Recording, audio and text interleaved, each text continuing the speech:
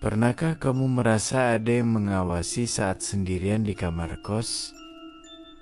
Atau mendengar suara-suara aneh di tengah malam buta? Malam ini kita akan menelusuri lorong-lorong gelap dari cerita-cerita yang mungkin lebih nyata dari yang kita duga. Ini bukan sekadar dongeng pengantar tidur. Ini adalah kumpulan pengalaman mistis dari mereka yang pernah tinggal di kosan berhantu. Cerita pertama datang dari Dika, seorang mahasiswa yang baru pindah ke sebuah kosan tua di pinggir kota.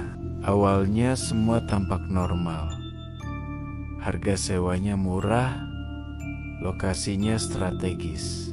Tapi keanehan mulai terjadi di minggu kedua. Setiap malam, tepat pukul 2 dini hari, ia selalu mendengar suara orang menyeret kursi di lantai atas. Padahal, kamar di atasnya itu kosong dan sudah bertahun-tahun tidak dihuni. Dika mencoba mengabaikannya, berpikir mungkin hanya suara tikus atau pipa tua. Tapi suatu malam, saat suara itu terdengar lagi, rasa penasarannya mengalahkan rasa takutnya. Dengan membawa senter, ia memberanikan diri naik ke lantai 2. Pintu kamar itu terkunci rapat dengan gembok berkarat. Dari celah bawah pintu, ia mencoba mengintip. Tidak ada apa-apa, hanya kegelapan. Tapi saat ia hendak berbalik, ia mendengar suara bisikan lirih. Tepat di belakang telinganya, "Jangan diganggu." Jantungnya serasa berhenti berdetak.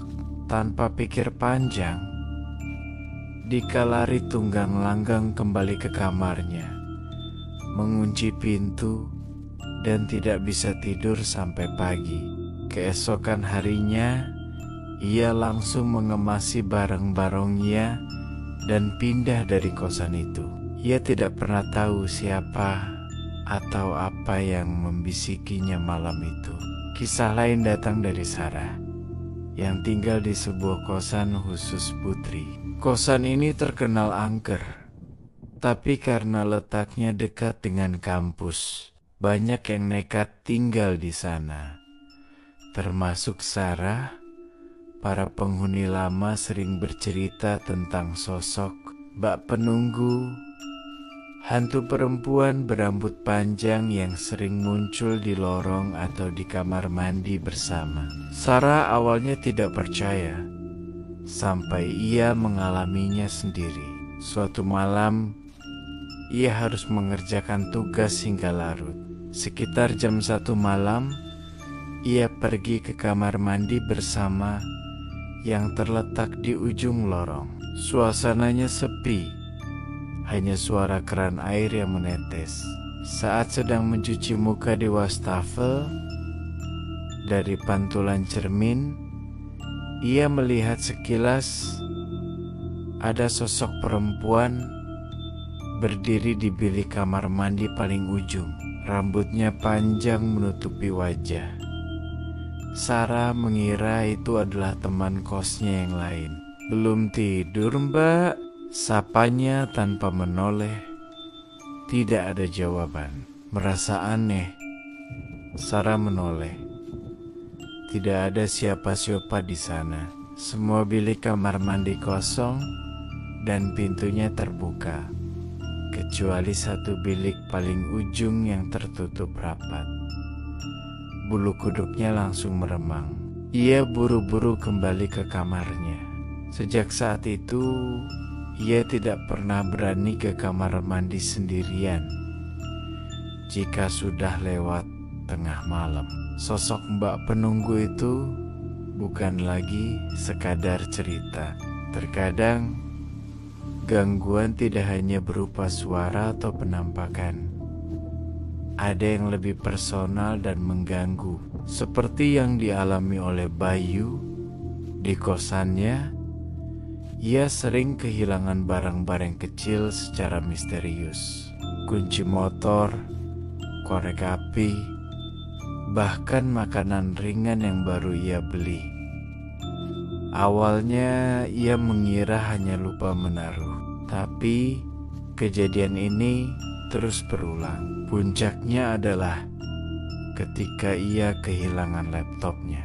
Padahal ia yakin sekali menaruhnya di atas meja belajar sebelum tidur. Ia sudah mencari ke seluruh penjuru kamar, bahkan bertanya ke teman-teman kosnya, tapi tidak ada yang tahu. Panik, ia melapor ke bapak kos. Bapak kos itu hanya tersenyum tipis dan berkata, "Oh, mungkin dia lagi iseng. Coba saja ditaruh sesajen kopi pahit sama rokok di pojok kamar. Nanti juga dibalikin." Meski tidak percaya, karena putus asa, Bayu melakukannya. Ia meletakkan secangkir kopi pahit dan sebatang rokok di sudut kamarnya sambil bergumam, "Bah, kalau memang laptop saya diambil, tolong dibalikin ya buat ngerjain skripsi."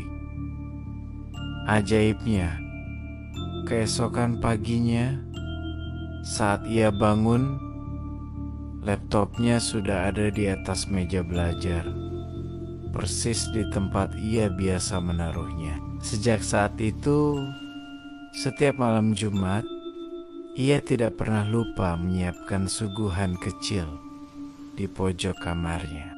Ia tidak tahu siapa dia, tapi yang jelas, ia tidak mau kehilangan barang lagi. Fenomena hantu penunggu kos seringkali dikaitkan dengan sejarah dari bangunan itu sendiri. Banyak kosan yang kita tinggali sekarang dulunya adalah rumah tua dengan berbagai kisah di masa lalunya. Mungkin pernah terjadi tragedi, pembunuhan, atau ada penghuni yang meninggal dengan tidak wajar di tempat itu. Arwah mereka yang tidak tenang inilah yang dipercaya masih menghuni tempat tersebut. Mereka merasa masih memiliki tempat itu dan terkadang merasa terganggu dengan kehadiran kita, para penghuni baru. Mereka menunjukkan eksistensinya dengan berbagai cara. Ada yang hanya iseng seperti memindahkan barang. Ada yang mencoba berkomunikasi dengan suara atau ketukan. Dan ada pula yang menampakkan diri secara gamblang. Salah satu cerita paling legendaris adalah tentang hantu noni Belanda di sebuah kosan di kota tua. Konon, noni tersebut meninggal karena bunuh diri setelah ditinggal oleh kekasihnya. Para penghuni kos sering melihat penampakannya. Seorang wanita Eropa dengan gaun putih panjang berdiri di dekat jendela, menatap kosong ke jalanan seolah sedang menunggu seseorang. Terkadang terdengar isak tangis pilu dari kamarnya yang kini dibiarkan kosong. Tidak ada yang berani menempati kamar itu. Para penghuni lama sudah menganggapnya sebagai bagian dari kosan. Mereka memilih untuk berdamai dan tidak mengganggunya.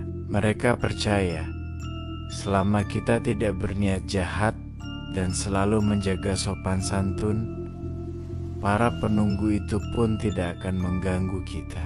Lalu, bagaimana kita bisa tahu jika kosan yang akan kita tempati itu berpenghuni? Biasanya ada tanda-tanda yang bisa kita perhatikan.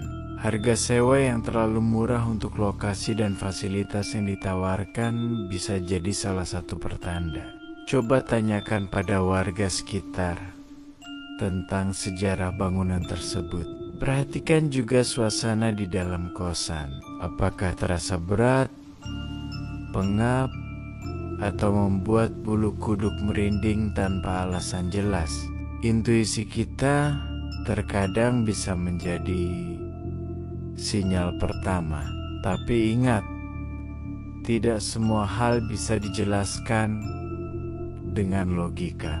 Dunia gaib ada di sekitar kita, berdampingan, hanya terpisahkan oleh dimensi yang berbeda.